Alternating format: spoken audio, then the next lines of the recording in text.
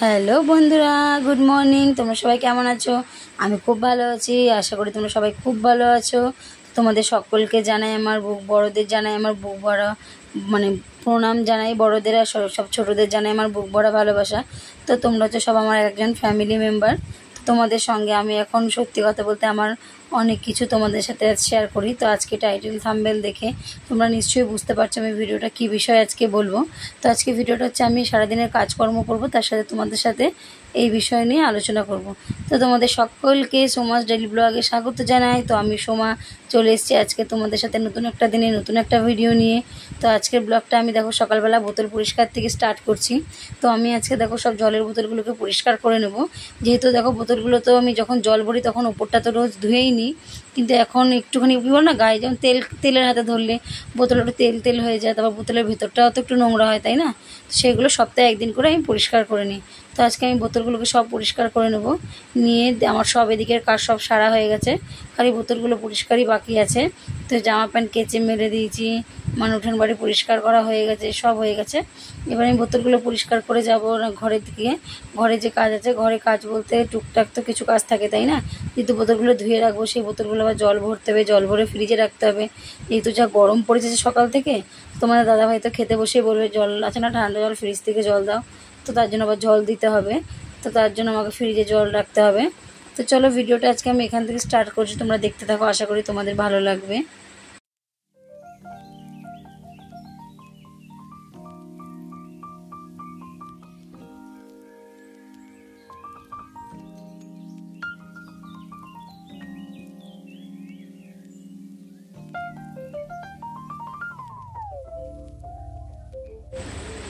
তো ফ্রিজে আমি জলের বোতলগুলো সব ভরে রেখে দিলাম। রেখে দেওয়ার পর ফ্রিজ থেকে রুটিটা বের করে নিয়ে আসলাম। কাল রাতে যে রুটিটা নিয়ে এসেছিলাম, তো মাম্মাম বলেছিল মা এটা দিয়ে ডিম টোস্ট করে দেবে আমাদেরকে। আমি আচ্ছা কালকে সকালে তাহলে ডিম টোস্ট করে দেবো। তার জন্য রুটিটা বের করে নিয়ে নিলাম। রুটিটাকে নিয়ে আমি একটু নামিয়ে রাখলাম, তারপর রুটিগুলোকে সেঁকে নেব। কারণ আমি যখনই রুটি যাই করি না কেন রুটিগুলোকে সেঁকে নিই। তো অনেকে বলে যে ব্রাউন ব্রেড সেঁকতে হয় না, কিন্তু তাও আমি সেঁকে নিই। তোমার দাদাভাই সেঁকা রুটি না ছেঁকলে না খেতে চায় না। এদিকে দেখো আমি ডিমগুলোকে ফাটিয়ে তার মধ্যে পেঁয়াজ লঙ্কা কুচিয়ে দিয়ে একটু গোলমরিচের গুঁড়ো নুন চিনি সব দিয়ে আমি ডিমটাকে ফাটিয়ে নেবো ভালো করে। দিয়ে আমি তাওয়ার মধ্যে হালকা একটু তেল দিয়ে এভাবে ডিম টোস্ট করবো। তো ডিম টোস্ট করতে দেখো ডিম রুটিগুলোকে আমি দিচ্ছি তাওয়ায়, কিন্তু পেঁয়াজগুলো সেরকমভাবে উঠছে না। তার জন্য আমি কী করলাম, পেঁয়াজগুলোকে আমি ওপর থেকে একটু আবার হাতে করে নিয়ে দিয়ে দিলাম।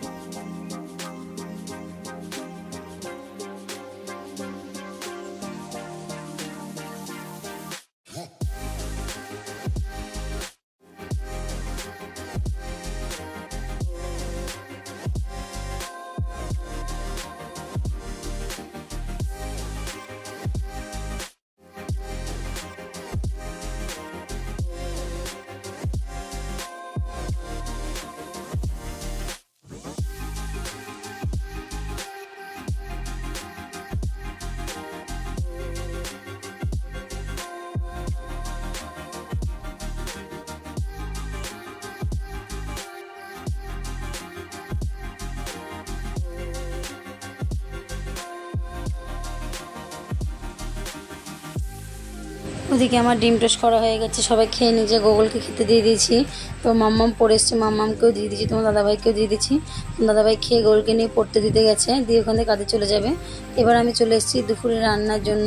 তো আজকে রান্না করব হচ্ছে আমি আলু দিয়ে বড়ি দিয়ে ঝোল করব ধনেপাতা দিয়ে আর সোয়াবিন। যেহেতু তোমার দাদাভাই সোয়াবিন খাবে, গোগল খাবে, আমি আর মাম্মাম খাবো না। তো বন্ধুরা দেখো চলে এসেছি এখন রান্নার দিকে, সব কাজ সেরে। তো আজকে প্রচুর গরম পড়েছে, শরীরটা ভালো লাগছে না। মাম্মামকে বললাম একটু নুন চিনি জল কর বাবা লেবু দিয়ে, বললো করে দিচ্ছি মা দাঁড়াও। তো এদিকে দেখো আমি রান্না বসিয়েছি, আজকে রান্না হবে সোয়াবিনের কারি। আর এখানে আলু দিয়ে দেখো আলু কেটে রেখেছি, আলু দিয়ে পাতলা ঝোল হবে ধনেপাতা দিয়ে, আদা জিরে বাটা দিয়ে। আর এখানে সোয়াবিনের কারি করব। তো সোয়াবিন গুগল আর বাবা খাবে, আমি আর মাম্মাম সোয়াবিন খাই না, আমরা তরকারি দিয়ে খেয়ে নেবো। তো চলো রান্নাটা স্টার্ট করি, দেখতে থাকো। তো আজকে সোয়াবিনের কারিটা আমি কী করে রান্না করি তোমার সাথে শেয়ার করছি।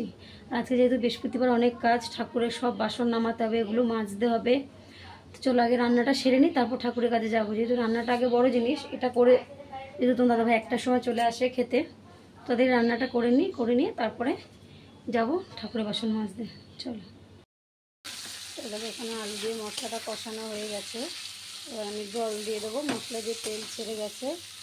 আর এখানে দেখো সোয়াবিনের মশলা কষাচ্ছি, এটাও তেল ছাড়লে সোয়াবিনটা দিয়ে দেবো। এখানে আদা জিরে টমেটো লঙ্কা তারপর হলুদ নুন সব দিয়ে মশলাটা পেস্ট করে নিয়েছি। আর সোমবারে আমি গোটা গরম মশলা সোমবারে দিয়েছি।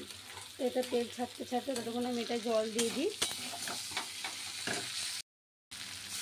জলটা দিয়ে দেবো,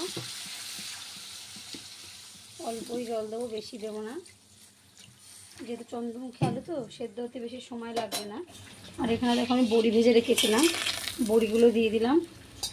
আজকে বড়ি দিয়ে আলু দিয়ে ঝোল করব। আর একটু কেটে ধনিয়া পাতা রেখেছি, এখানে কেটে ধুয়ে রেখে দিয়েছি ধনিয়া পাতা, একটু ধনিয়া পাতা দিয়ে দিলাম। এবার ঢেকে দেবো, আস্তে আস্তে হতে থাকুক। দেখো তরকারি ঢাকা দিয়ে দিয়েছি, তরকারিটা ফুটতে থাকুক। আর এখানে মশলা থেকে তেল ছেড়ে দিয়েছে, দিয়ে আমি এবার সোয়াবিনটা দিয়ে দিলাম। এবার সোয়াবিনটা দিয়ে কষাতে থাকবো, একদম পুরো লাল লাল হয়ে যাবে। তারপর হালকা একটু জল দেব, গরম মশলা ধনেপাতা দিয়ে একদম মাখা মাখা করে নামিয়ে দেবো।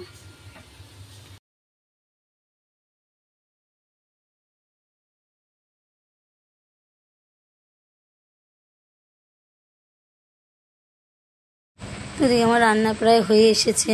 তো এদিকে আমি একটু নুন চিনি জল লেবু দিয়ে মাম্মাম করে দিল, ওটাকে আমি ছেঁকে দিলাম। বললো মা তুমি ছেঁকে নাও, যেহেতু লেবুর দানাগুলো রয়ে গেছে ওর মধ্যে। তো আমি ছেঁকে নিলাম, দিয়ে মাম্মাম আর আমি খেয়ে নিলাম। মাম্মাম জল খেতে খেতে নাচছে, এই গান চালিয়ে এসছে, গান চালাতে নাচছে আর জল খাচ্ছে। এবার আমিও একটুখানি জলটা খেয়ে নিলাম। জলটা খেয়ে সত্যি শান্তির তৃপ্তি পেলাম। আর গুগলের বাবার জন্য রেখে দিলাম, ওরা আসলে ওদেরকে আবার সেটা দিয়ে দেবো।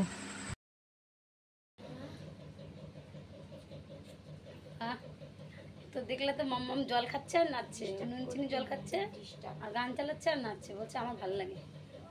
ও গান চালায় নাচে, এরকম আমিও গান করি, এই করি। মা মেয়ে দুজনে বাড়িতে একা, কেউ নেই, মেয়ে গান চালায় নাচে, আমি গান করি একা একা, এইভাবেই কাজ করি। তো চলো জলটা খেয়ে নিই। এদিকে দেখো আমার সোয়াবিন হয়ে এসছে, নামাবো। এখানে কালকে ডাল ছিল, সেই ডালটা একটু শুকিয়ে নেব, আমি আর মোনা খেয়ে নেবো শুকনো ডাল।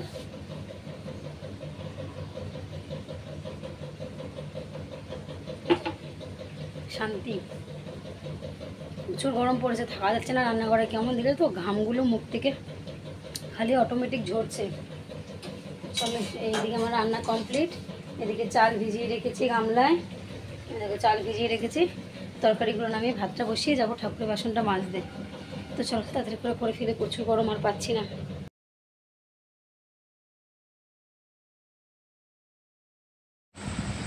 তো কাজের ফাঁকে ফাঁকে তোমার দাদাভাই এসেছিলো, এসে ঠান্ডা জল নিয়ে গেল। গরমে থাকতে পারছে না। তো যেই বিষয়ে আমি কথা বলবো, যে অভাব হচ্ছে সত্যি কথা এমন একটা জিনিস, যখন মানুষের ঘরে অভাব আসে না, তখন মানুষ যে কী কষ্ট হয় সেটা যার ঘরে আসে তখন সে বুঝতে পারে। অভাব বলতে দেখো সেরকম অভাবের কথা বলছি না, যে দেখো এখন হচ্ছে কী বলো তো, সকালে উঠলে না কী রান্না করব কী করবো না সেই সব ভাবতে হয়, মাথায় হাত দিয়ে বসে থাকতে হয়। যেহেতু এখনও তোমার দাদাভাইয়ের মায়না দেয়নি, 7 তারিখ হয়ে গেছে, আমাদের খুব প্রবলেমই হচ্ছে। এরকম প্রবলেম হয় না যখন আমি কাজে যাই, তখন দুজনে মিলে মানে মেকআপ করে চালিয়ে নিই। যেহেতু এখন আমি 2 মাস থেকে 3 মাস বসা, তোমার দাদাভাই একাই কাজের উপর সংসারটা চলছে, তখন সত্যি খুব কষ্ট হচ্ছে।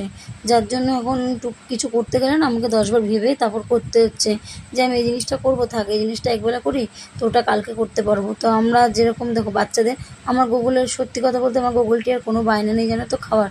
ওদের আমি যা দেবো, যদি ফেনা ভাত নুন দিয়ে দিই না, তা আমার ছেলে মেয়ে সেটাও মুখ বুঝে খেয়ে নেয়, বা যদি আমি একটা ডিম দিয়ে ভেজে মামলেট করেও ভাত দিই আমার ছেলে মেয়ে তাই খেয়ে নেয়।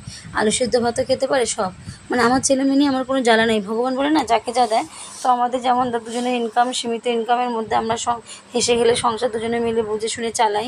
তো ধরো একটা টাকা দিয়ে তো সংসার চালালাম, কি আমার টাকা দিয়ে যেটা টুকটাক কেনা, মাম্মাম ওদের স্কুলের সব জিনিসপত্র কেনা কিংবা ওদের খাবার দাবার আনা, টুকটাক জিনিসটা আমি করি। তোমার দাদাভাইয়ের টাকাটা পুরোটাই সংসার চলে, গ্যাস থেকে শুরু করে মুদিখানা, লাইটের বিল, মাম্মা আমাদের টিউশনের পয়সা দেওয়া, সব কিছু এইভাবেই চলে।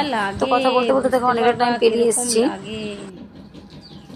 তো বন্ধুরা চলে এসেছি বিকেলবেলা, এখন বিকেল 5টা বাজে। কারণ কি করে বুঝবে, তোমার দাদাভাই চলে এসছে মানেই 5টা বাজে। তো গরমে আর থাকতে পারছিল না, আজকে একটু 5 মিনিট আগে চলে এসছে, এসে একটু বসেছিল, বললো যে আর ভালো লাগছে না, গরমে গা হাত পা জ্বলে যাচ্ছে, মানে পাইপটা দেওয়া। তো আমি চান করে এখানে বসে, এখন এখানে বসে স্নান করা শুরু করে দিয়েছে, পাইপ খুলে গেছে। আজকে তোমার দাদাভাই যে বাড়ি কাজে যায় সে বাড়ি গাছ থেকে পেঁপে পেরেছে, তো ওই বাড়ি কাকিমাটা এসে আমাকে পেঁপে দিয়ে গেছে, বললো বাবুকে বিকালবেলা কেটে দিও। তো এখন আজকে চায়ের বদলে আমরা পেঁপে কেটে দুজনে মিলে